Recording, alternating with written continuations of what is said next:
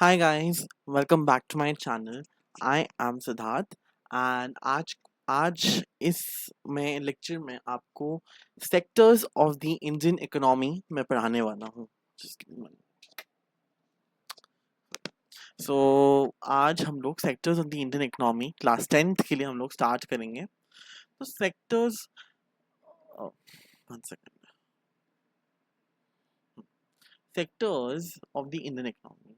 तो जैसे हम आज इस जो लेक्चर में हम एक तीन मेन चीज थ्री थ्री मेन थिंग्स या थ्री मेन चीजें जो हैं जो बहुत इंपॉर्टेंट है इस चैप्टर में आपको समझने के लिए, मैं आपको इधर लिख देता हूँ. Three main things: primary sector,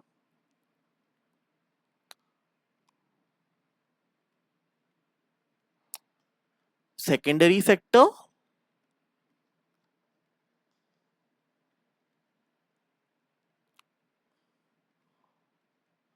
and tertiary sector. Right. तो हम इन तीनों के बारे में हम पढ़ने वाले हैं इस पूरे चैप्टर में. नॉट मतलब इन पूरे ये मेन चीजें हैं जो आप समझोगे. Private sector, you know, unorganise sector, organise sector, ये सब भी आएगा एक्चुअली. बट जो थ्री मेन थिंग्स हैं, मतलब आप मान लो अगर क्लास ट्वेल्थ में आप जब अगर आर्ट्स या ह्यूमैनिटीज लेते हो, एंड ह्यूमैनिटीज के अंदर आप अगर मेरे स्कूल में तो ऐसा था कि ज्योग्राफी और पॉलिटिकल साइंस आपको अलग से लेना पड़ता है आपको. तो मैंने पहले पॉलिटिकल साइंस लिया 11th में, बाद में जाके 11th में ही मैं ज्योग्राफी लिया था. तो अगर आप ह्यूमैनिटीज में ज्योग्राफी लेते हो, if you have that system in your school, तो आप अगर ज्योग्राफी लेते हो तो आप इसको मतलब ये थ्री मेन सेक्टर्स जो होते हैं आप इनके बारे में पढ़ोगे वे इन अ डिटेल्ड मैनर कि प्राइमरी सेक्टर कैसे काम करता है, सेकेंडरी सेक्टर कैसे काम करता है, एंड टर्शरी सेक्टर कैसे काम करता है. राइट. तो आप अभी हम लोग sectors of the Indian economy. तो ये चैप्टर किस बारे में कि ये सेक्टर्स हैं: primary sector, secondary sector, tertiary sector, unemploy बोलो sorry unorganise sector, organise sector. इसके बारे में हम जाने वाले हैं, इसके बारे में हम पढ़ने वाले हैं. एंड हम मरिंगा मतलब शॉर्ट फॉर्म है एक्चुअली. जैसे कंपेयरिंग हम पढ़ेंगे.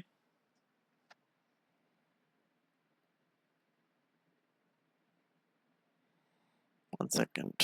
हाँ, this Mahatma Gandhi national rural employment guarantee act. तो हम ये मजरिंग, I don't know how do you pronounce this, MGNREGA sorry. तो हम ये वाला एक्ट भी पढ़ने वाले हैं, Mahatma Gandhi national rural employment guarantee act. Okay.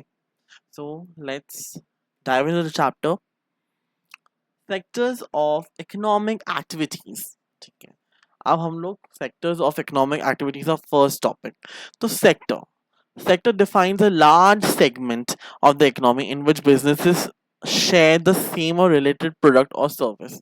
यहाँ क्या बोलते हैं, सेक्टर का डेफिनेशन है या सेक्टर डिफाइन करता है एक लार्ज सेगमेंट, बहुत बड़ा सेगमेंट है ऑफ द इकोनॉमी. इकोनॉमी में बहुत बड़ा लार्ज सेगमेंट है जिसमें बिजनेसेस अपने रिलेटेड या सेम प्रोडक्ट शेयर करते हैं. सेम प्रोडक्ट हो सकता है या उससे रिलेटेड प्रोडक्ट या सर्विस, जो भी आप सर्विस जो होता है ना, एक बड़े से सेगमेंट में ऑफ द इकोनॉमी जिसमें जो बिजनेस, कोई भी बिजनेस हो सकता है, उसमें हम लोग सेम या रिलेटेड प्रोडक्ट या सर्विस शेयर करते हैं. जो बिजनेस कुछ भी हो सकता है, आपको अगर कोई प्रोडक्ट बेचना है ना, या किसी कंपनी का काम करना है, तो कोई भी सिमिलर सर्विस हो सकता है या प्रोडक्ट हो सकता है या उससे रिलेटेड हो सकता है. तो देयर आर थ्री सेक्टर्स जिसमें मैंने आपको पहले बताया था: primary sector, secondary sector and tertiary sector. Right. तो प्राइमरी सेक्टर क्या होता है? When we produce goods by extraction and collection of natural resources, it is known as primary sector. अब यहाँ क्या बोल रहे हैं, ये तो प्राइमरी सेक्टर का मतलब या प्राइमरी सेक्टर का मतलब हो रहा है कि जो हम लोग गुड्स प्रोड्यूस करते हैं या बाय द एक्सट्रैक्शन या कुछ कलेक्ट करते हैं हम अपने नेचुरल रिसोर्सेज से। जैसे मैं मान लूंगा फॉरेस्ट से हम लोग अगर पेड़ काट के कलेक्ट कर रहे हैं, although it's not a good thing है ना, deforestation and all, which I won't I would say I won't promote these deforestation and all. मुझे I don't like it कोई पेड़ काट के फॉरेस्ट को डिस्ट्रॉय कर रहे हैं, but just for an example I am saying कि कुछ हम लोग कुछ निकालते हैं है ना, या मैं मान लो extract in the sense mine है ना, अंडरग्राउंड से माइनिंग कर रहे हैं, माइन निकाल रहे हैं है ना, एक्सट्रैक्शन ऑफ माइंस है ना, या फिर हंटिंग, हंटिंग या एग्जांपल दिया भी हुआ है हंटिंग है ना। तो वो हो गया हमारा प्राइमरी सेक्टर है ना। प्राइमरी सेक्टर क्यों? क्योंकि हम लोग कुछ एक्सट्रैक्ट कर रहे हैं from the natural resources. Primary sector क्या है? प्राइमरी मतलब फर्स्ट, पहला वाला से। तो प्राइमरी इन द सेंस कि हम कुछ कलेक्ट कर रहे हैं, हम एक्सट्रैक्ट कर रहे हैं, राइट। तो यहाँ बोल रहे हैं by natural collection of natural resources, ठीक है। तो दिस इज प्राइमरी। एग्जाम्पल्स आ गया, फार्मिंग, फार्मिंग से होता है forestry, hunting, finishing, sorry not finishing, fishing and mining, right. तो these are your examples of primary sector. अब आते हैं सेकेंडरी सेक्टर में। It covers activities in which natural products are changed into other forms. Okay, so I will give an example.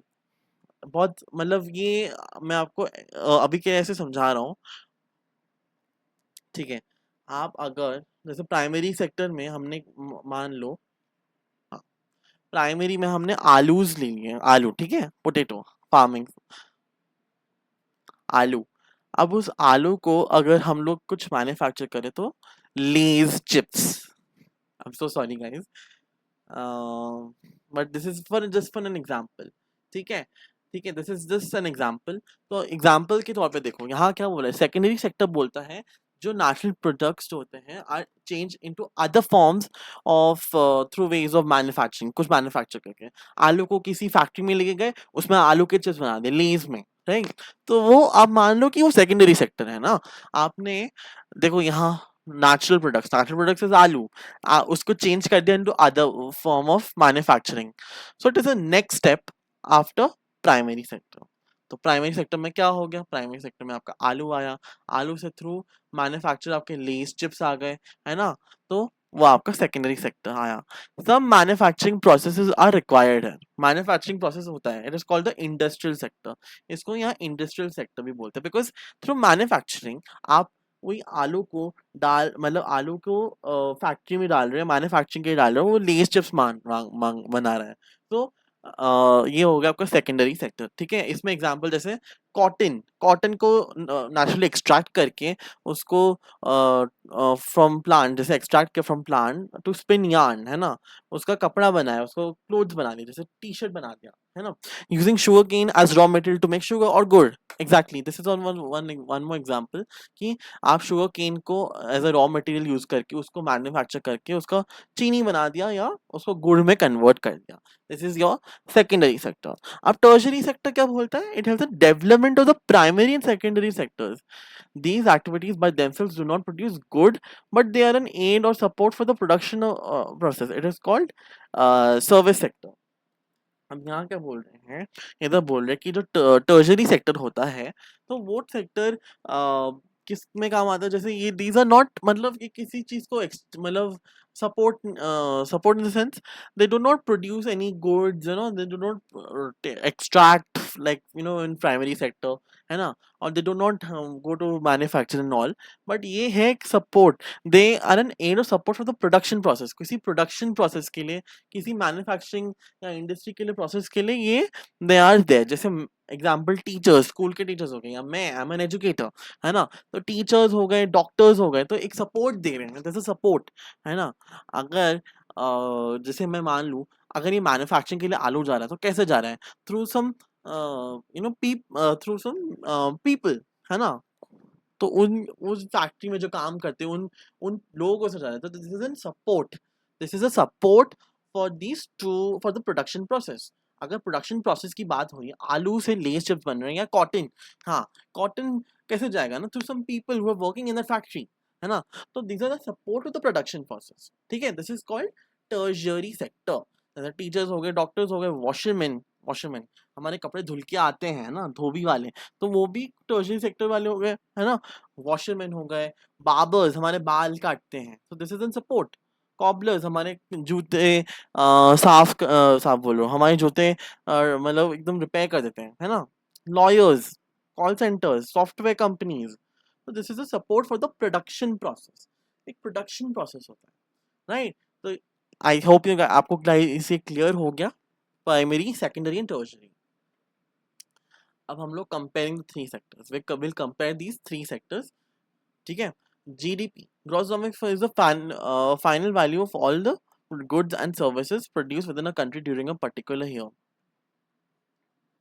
So यहाँ बोल रहे हैं GDP,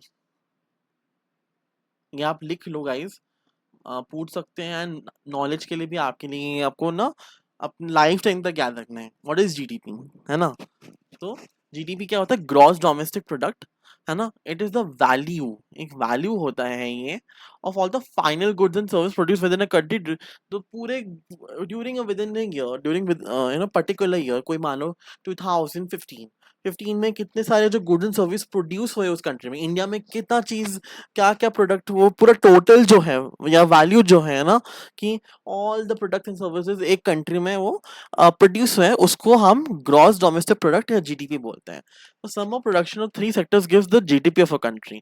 primary में कितना हुआ, है ना, प्लस, एक मिनट, प्लस हो गया सेकेंडरी, प्लस हो गया टर्शियरी, है ना। इन चीज को अगर आप टोटल करोगे तो टोटल से क्या लगेगा, टोटल से आपका ये पूरा सम निकालेगा और बताएगा कि how big the economy is, economy जो है कितना बड़ा है, हाउ बिग इट इज, अगर आप इनका पूरा सम निकालते हो तो, ठीक है। In India the task of measuring GDP is undertaken by central government ministry. तो ये टास्क मेजरिंग जीडीपी जो टास्क होता है, जो निकालना होता है, वो कौन अंडरटेक करता है, उसके अंडर मतलब उसको कौन मतलब देखता है, वो लोग से, it is taken by central government ministry, ठीक है। This is about GDP. Primary, secondary and tertiary sectors in India. Rising importance of tertiary sector in production. कि भाई हम पढ़ेंगे इसमें कि जो टर्शरी होता है, टर्शरी सेक्टर जो है ना, कितना मतलब बढ़ रहा है, हाउ इज इट इंक्रीजिंग, है ना, राइट। तो कितना इंक्रीज हो रहा है ना, तो हम वो पूरा इम्पोर्टेंस पढ़ेंगे इसमें। Services such as hospitals, educational institutions, post and telegraph services, police stations, courts, village administrative offices, municipal corporations, defense, transport banks, insurance companies, etc. are considered basic services and are necessary for all people. तो ये जो मैंने आपको बताया, जो hospital हो गया, education institution, post, telegraph, जो और कोर्ट्स हो गए, पुलिस स्टेशन हो गए, है ना, बैंक्स हो गया, तो ये सब क्या है, these are the basic services जो सारे सीनियर सिटीजन और बहुत सारे लोगों के लिए बहुत नेसेसरी चीज़ है ना। मतलब आपको एजुकेशन क्यों चाहिए, हमें मैं एज एन एजुकेटर क्यों पढ़ा रहा हूँ, because you need this knowledge, आपको नॉलेज ज़रूरी है ना। हॉस्पिटल्स क्यों ज़रूरी है, सपोज आपका हेल्थ ठीक नहीं है, तो how who will look after that, I mean of course you will guys you are your own self, आप अपने बॉडी को खुद ठीक करोगे, you have to look after your own body, but उस चीज को ठीक करने के लिए कौन होता है, डॉक्टर्स, है ना। डॉक्टर्स कहाँ बैठते हैं, hospitals, which is a basic thing. आपको आपकी जो मनी है, बहुत सारा आप जो कमाते हो पैसे, है ना, कहीं तो सेफ जगह होगा रखने के लिए, है ना, बैंक, जहाँ आपका सारा सारा एफडी, सारा सेविंग्स वहाँ उसके अंदर जाएगा, सॉरी सेकेंड, जो आपको मतलब क्या बोलते हैं, पोस्ट टेलीग्राफ, आपके लिए जो लेटर्स आते हैं, कहीं तो रखेंगे ना, कहीं तो वो मतलब किसी के थ्रू तो आएगा ना, पोस्ट आएगा, टेलीग्राफ सर्विसेज आएंगे, पुलिस स्टेशंस, कुछ मतलब किसी ने कुछ थेफ्ट का मतलब कंप्लेन करना हो, है ना, आपका मतलब कुछ विच इज़ रियली रियली चोरी हो जाए, है ना? जो आप तो कहीं तो आप किसी को बोलोगे ना टू हेल्प यू ना, तो पुलिस स्टेशंस। तो these are the basic services, ये सारे जो चीज़ मैंने आपको बोल रहा एक्सप्लेन कर रहा हूँ, these are the services which are basic and which are necessary for all people. The development of agriculture and industry leads to development of services such as transport, trade, storage, etc. अब मैं क्या बोल रहा हूँ, अगर agriculture का development हो रहा है, इंडस्ट्री का भी डेवलपमेंट हो रहा है, वो क्या लीड करता है? It leads to development of services. कुछ सर्विसेज होंगे जो ट्रांसपोर्ट, इधर से उधर जाना है ना, एग्रीकल्चर जो जहाँ से निकाल के मतलब फैक्ट्री तक जाना, वो ट्रांसपोर्ट का भी डेवलपमेंट हो रहा है ना, stay service, transport service. Trading, import export का भी हो रहा है। स्टोरेज, कहीं स्टोर करना पड़ेगा ना, फैक्ट्री के पास ले जाना पड़ेगा, तो कभी तो स्टोर करना पड़ेगा, तो इनका भी मतलब साथ ही साथ अगर हम मान लो एग्रीकल्चर का भी सब डेवलपमेंट हो रहा है, इंडस्ट्री का भी डेवलपमेंट हो रहा है, ट्रांसपोर्ट का भी डेवलपमेंट हो रहा है, ट्रेड का भी डेवलपमेंट हो रहा है, स्टोरेज का भी डेवलपमेंट हो रहा है, storage services, transport services, trade services. With the in rise in the income of people, they start demanding more services like eating out, tourism, shopping, private hospitals, private schools, professional training, etc. So जब लोग पैसे कमाने लगेंगे, तो जो उनसे ना उनकी मतलब they start demanding more services, उनको और सर्विसेज चाहिए।